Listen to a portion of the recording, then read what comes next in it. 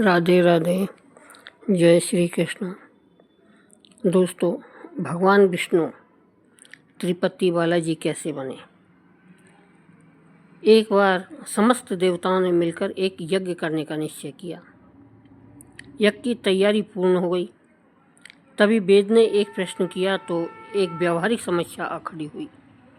ऋषि मुनियों द्वारा किए जाने वाले यज्ञ की भविष्य तो देव ग्रहण करते हैं, लेकिन देवों द्वारा किए गए यज्ञ की पहली आहुति किसकी होगी? यानी सर्वश्रेष्ठ देव का निर्धारण जरूरी था, जो फिर अन्य सभी देवगणों को यज्ञ भाग प्रदान करे। ब्रह्मा, विष्णु, महेश परमात्मा है।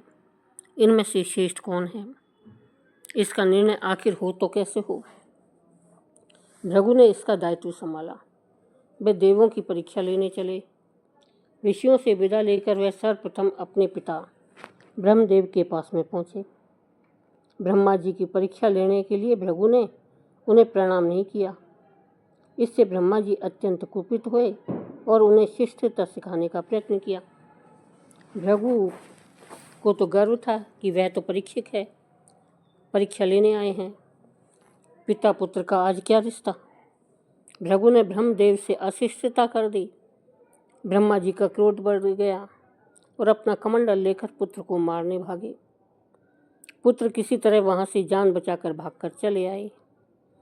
इसके बाद वह शिव जी के लोक कैलाश गए। भृगु ने फिर भी धृष्टता की। बिना कोई सूचना का शिष्टाचार दिखाए वे शिव गणों से आज्ञा लिए सीधे वहां पहुंच गए, जहां शिव जी माता पार्वती के साथ विश्राम कर रहे थे। आए तो आए, साथ ही अशिष्टता का आचरण भी किया। शिव जी शांत रहे, पर भृगु न समझे। शिव जी को क्रोध आया तो उन्होंने अपना त्रिशूल उठाया और भृगु वहां से भागे। अंत में वे भगवान विष्णु के पास क्षीर सागर पहुंचे। श्री हरि शेर शैया पर लेटे निद्रा में थे और देवी लक्ष्मी उनके चरण दबा रही थी। महर्षि भृगु 2 स्थानों से अपमानित होकर भगाए गए थे। उनका मन बहुत दुखी था। विष्णु जी को सोता देख उन्हें ना जाने क्या हो गया और उन्होंने विष्णु जी को जगाने के लिए उनकी छाती पर एक लात मार दी। विष्णु जी जाग उठे और भृगु से बोले, हे ब्राह्मण देवता, मेरी छाती वज्र के समान कठोर है और आपका शरीर तप के कारण दुर्बल है। कहीं आपके पैर में चोट तो नहीं आई? आपने मुझे सावधान करके कृपा की है। आपका चरण चिन्ह मेरे वक्ष पर सदा अंकित रहेगा। भृगु को बड़ा आश्चर्य हुआ। उन्होंने तो भगवान की परीक्षा लेने के लिए अपराध किया था, परंतु भगवान तो दंड देने के बदले मुस्कुरा रहे थे। उन्होंने निश्चय किया कि श्री हरि जैसी विनम्रता किसी में नहीं है। वास्तव में विष्णु ही सबसे बड़े देवता हैं। और लौट करके उन्होंने सभी ऋषियों को पूरी घटना सुनाई। सभी ने एक मत से निर्णय किया कि भगवान विष्णु को ही यज्ञ का प्रधान देवता समझकर मुख्य भाग दिया जाएगा। लेकिन लक्ष्मी जी ने भृगु को अपने पति की छाती पर लात मारते देखा तो उन्हें बड़ा क्रोध आया, परंतु उन्हें इस बात पर क्षोभ था कि श्री हरि ने उद्दंड को दंड देने के स्थान पर उसके चरण पकड़ लिए और उल्टे क्षमा मांगने लगे। क्रोध से तमतमाई महालक्ष्मी को लगा कि वह जिस पति को संसार का सबसे शक्तिशाली समझती है वह तो निर्बल है। यह धर्म की रक्षा करने के लिए अधर्मियों एवं दुष्टों का नाश कैसे करते होंगे? महालक्ष्मी गिलानी से भर गई और मन श्री हरि से उचाटन हो गया। उन्होंने श्री हरि और वैकुंठ लोक दोनों के त्याग का निश्चय कर लिया। स्त्री का स्वाभिमान उनके स्वामी के साथ बंधा होता है। उनके समक्ष कोई स्वामी पर प्रहार कर गया और स्वामी ने प्रतिकार भी नहीं किया। यह बात मन में कौंधती रही। देवी लक्ष्मी ने मन ही मन विचार किया कि यह स्थान वास के योग्य नहीं है, पर त्याग कैसे करे? श्री हरि से ओझल होकर रहना कैसे होगा? वह उचित समय की प्रतीक्षा करने लगी। श्री हरि ने हिरण्याक्ष के कोप से मुक्ति दिलाने के लिए वराह अवतार लिया और दुष्टों का संहार करने लगे। महालक्ष्मी को यह समय उचित लगा। उन्होंने वैकुंठ का त्याग कर दिया और पृथ्वी पर एक वन में तपस्या करने लगी। तप करते करते उन्होंने अपना शरीर छोड़ दिया। विष्णु जी बराह अवतार का अपना कार्य पूर्ण करके वैकुंठ लौटे तो महालक्ष्मी नहीं मिली। वह उन्हें खोजने लगे। श्री हरि ने उन्हें तीनों लोकों में खोजा, किंतु तप करके माता लक्ष्मी ने भ्रमित करने की अनुपम शक्ति प्राप्त कर ली थी। उसी शक्ति से उन्होंने श्री हरि को भ्रमित रखा। अंत में भगवान श्री हरि को पता लग ही गया, लेकिन जब तक वह शरीर छूट चुकी थी। दिव्य दृष्टि से उन्होंने देखा कि लक्ष्मी जी ने चोल राज के घर में जन्म लिया है। श्री हरि ने सोचा कि उनकी पत्नी ने उनका त्याग सामर्थ्यहीन समझने के कारण के भ्रम में किया है, इसलिए वह उन्हें पुनः प्राप्त करने के लिए अलौकिक शक्तियों का प्रयोग नहीं करेंगे। महालक्ष्मी ने मानव रूप धरा है तो अपनी प्रिय पत्नी को प्राप्त करने के लिए वह भी साधारण मानवों के समान व्यवहार करेंगे और महालक्ष्मी जी का हृदय और विश्वास जीतेंगे। भगवान ने श्री निवास का रूप धरा और पृथ्वी लोक पर चोल नरेश के रूप में निवास करते हुए महालक्ष्मी से मिलने के लिए उचित अवसर की प्रतीक्षा करने लगे। राजा आकाशराज निसंतान थे। उन्होंने सुखदेव जी की आज्ञा से संतान प्राप्ति यज्ञ किया। यज्ञ के बाद यज्ञशाला में ऋषियों ने राजा को हल जोतने को कहा। राजा ने हल जोता तो हल का फल किसी वस्तु से टकराया। राजा ने उस स्थान को खोदा तो एक पेटी के अंदर सहस्त्रदल कमल पर एक छोटी सी कन्या विराजमान थी। वह महालक्ष्मी ही थी। राजा के मन की मुराद पूरी हो गई। चूँकि कन्या कमल के फूल में मिली थी, इसलिए उसका नाम रखा गया पद्मावती। पद्मावती नाम के अनुरूप ही अवतार पद्मावती विवाह की योग्य हुई। एक दिन वह बाग में फूल चुन रही थी। उस वन में श्रीनिवास बने भगवान विष्णु आखेट के लिए गए थे। उन्होंने देखा कि एक हाथी एक युवती के पीछे पड़ा है और डरा रहा है। राजकुमारी के सेवक भाग खड़े हुए। श्रीनिवास ने तीर चलाकर हाथी को रोका और पद्मावती की रक्षा की। श्रीनिवास और पद्मावती ने एक दूसरे को देखा और रीझ गए। दोनों के मन में परस्पर अनुराग पैदा हुआ, लेकिन दोनों बिना कुछ कहे अपने अपने घर लौट आए। श्रीनिवास घर तो लौट आए, लेकिन मन पद्मावती में ही बस गया। वह पद्मावती का पता लगाने के लिए उपाय सोचने लगे। उन्होंने ज्योतिष का रूप धरा और भविष्य बाँचने के बहाने पद्मावती को ढूंढने निकल पड़े। धीरे धीरे ज्योतिष श्रीनिवास की ख्याति पूरे चोल राज्य में फैल गई। पद्मावती के मन में श्रीनिवास के लिए प्रेम जागृत हुआ। वह भी उनसे मिलने को व्याकुल थी, किंतु कोई पता ठिकाना न होने के कारण उनका मन चिंतित था। इस चिंता और प्रेम ब्रह में उन्होंने भोजन श्रृंगार आदि का त्याग कर दिया। इसके कारण उनका शरीर कृशकाय होता चला गया। राजा से पुत्री की यह दशा देखी नहीं जा रही थी। वह चिंतित थे। ज्योतिषी की प्रसिद्धि की सूचना राजा को हुई। राजा ने ज्योतिषी श्रीनिवास को बुलाया और सारी बात बताकर अपनी कन्या की दशा का कारण बताने को कहा। श्रीनिवास राजकुमारी का हाल समझने पहुँचे तो पद्मावती को देखकर प्रसन्न हो गए। उनका उपक्रम सफल हुआ। उन्होंने पद्मावती का हाथ अपने हाथ में लिया। कुछ देर तक पढ़ने का स्वांग करने के बाद बोले, महाराज, आपकी पुत्री प्रेम के विरह में जल रही है। आप इनका शीघ्र विवाह कर देंगे तो ये स्वस्थ हो जाएंगी। पद्मावती ने अब श्रीनिवास की ओर देखा। देखते ही पहचान लिया। उनके मुख पर प्रसन्नता के भाव आए और वह हंसी। बहुत दिनों बाद पुत्री को प्रसन्न देख राजा को लगा कि ज्योतिषी का अनुमान सही है। राजा ने श्रीनिवास से पूछा, ज्योतिषी महाराज, यदि आपको यह पता है कि मेरी पुत्री प्रेम के विरह में पीड़ित है, तो आपको यह भी सूचना होगी कि मेरी पुत्री को किससे प्रेम है, उसका विवाह करने को कौन तैयार है। कृपया आप उसका परिचय दें। श्रीनिवास ने कहा, महाराज, आपकी पुत्री एक दिन वन में फूल चुनने गई थी। एक हाथी ने उन पर हमला किया तो आपके सैनिक और दासियां भाग खड़ी हुई।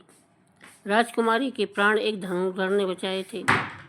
राजा ने कहा, हाँ, मेरे सैनिकों ने बताया था कि एक दिन ऐसी घटना हुई थी। एक वीर पुरुष ने उनके प्राण बचाए थे, लेकिन मेरी पुत्री के प्रेम से उस घटना का क्या तात्पर्य है। श्रीनिवास ने बताया, महाराज, आपकी पुत्री को अपनी जान बचाने वाले उसी युवक से प्रेम हुआ है। राजा के पूछने पर श्रीनिवास ने कहा, वह कोई साधारण युवक नहीं है, बल्कि शंख चक्रधारी स्वयं भगवान विष्णु ही हैं। इस समय वैकुंठ को छोड़कर मानव रूप में श्रीनिवास के नाम से पृथ्वी पर वास कर रहे हैं। आप अपनी पुत्री का विवाह उनसे करें, मैं इसकी सारी व्यवस्था करा दूंगा। यह बात सुनकर राजा प्रसन्न हो गए कि स्वयं विष्णु उनके जमाई बनेंगे। श्रीनिवास और पद्मावती का विवाह तय हो गया। श्रीनिवास रूप में श्री हरि ने सुखदेव के माध्यम से समस्त देवी देवताओं को अपने विवाह की सूचना भिजवा दी। सुखदेव की सूचना से सभी देवी देवता अत्यंत प्रसन्न हुए।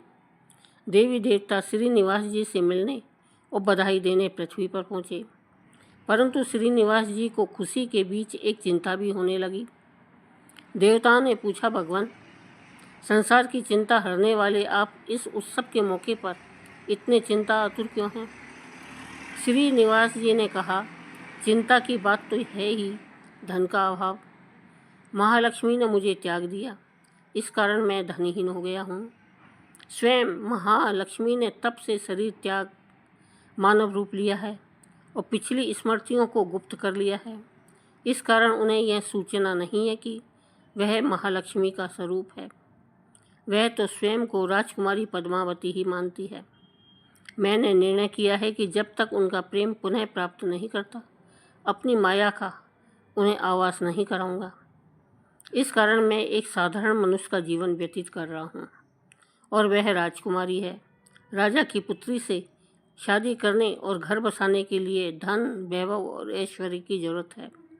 वह मैं कहाँ से लाऊं? स्वयं नारायण को धन की कमी सताने लगी। मानव रूप में आए प्रभु को भी विवाह के लिए धन की आवश्यकता हुई। यही तो ईश्वर की लीला है। जिस रूप में रहते हैं उस योनि के जीवों के सभी कष्ट सहते हैं। श्री हरि विवाह के लिए धन का प्रबंध कैसे हो, इस बात से चिंतित है। देवताओं ने जब यह सुना तो उन्हें आश्चर्य हुआ। देवताओं ने कहा, कुमेर, आवश्यकता के बराबर धन की व्यवस्था कर देंगे।